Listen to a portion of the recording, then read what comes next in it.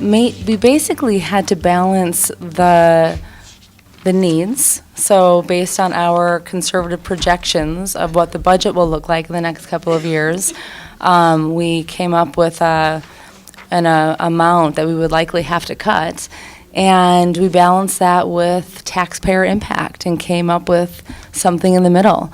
I think that's important because even with the referendum, if it passes, I think it's important for everyone to know it's not necessarily going to fix all of our problems. We're still going to be making difficult budgeting decisions, which is budgeting by its very nature. But maybe Mike can give a little more specificity. Yeah, the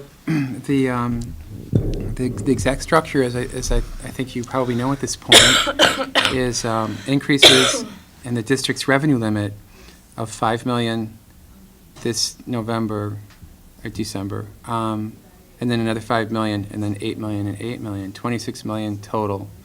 We really started by trying to figure out how long or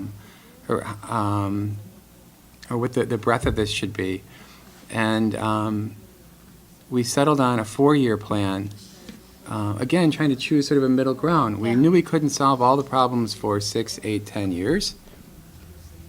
On the other hand, we don't want to have referenda every year or two. So we kind of settled on a 4-year plan. We thought that would get us through the next state budget and the state budget after that. The dollar amounts were, as Dr. Cheatham said, an exercise in trying to balance what these schools need to operate effectively, and watching the tax impact at the same time, and trying to balance the two to where we thought it would be acceptable to the majority of voters in the community. There is no empirical right answer. It's really a matter of best fit.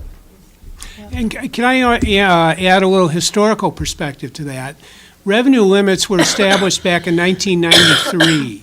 And from the time they were established up until 2011, the state authorized increases each year per student of somewhere between about $200 per student per year and $275 per student per year. That was kind of the range of how they increased per year in 18 years or so from the time they were started until 2011. With the election of Governor Walker in the legislature in 2010 and the budgets that followed from that, revenue limits had been held flat. They haven't increased at all. And so if you look at what we're proposing, it's $26 million over 4 years. And if you average that out, given our number of students, that works out to an average of about $240 per student per year over that 4-year period. And that puts us right in, kind of the range in which the traditional range of revenue limit increases over the first 18 years of the program. So what we're proposing here isn't some kind of outlandish or excessive amount. It really is kind of the standard type of revenue limit that had been authorized by the legislatures up until 6 years ago.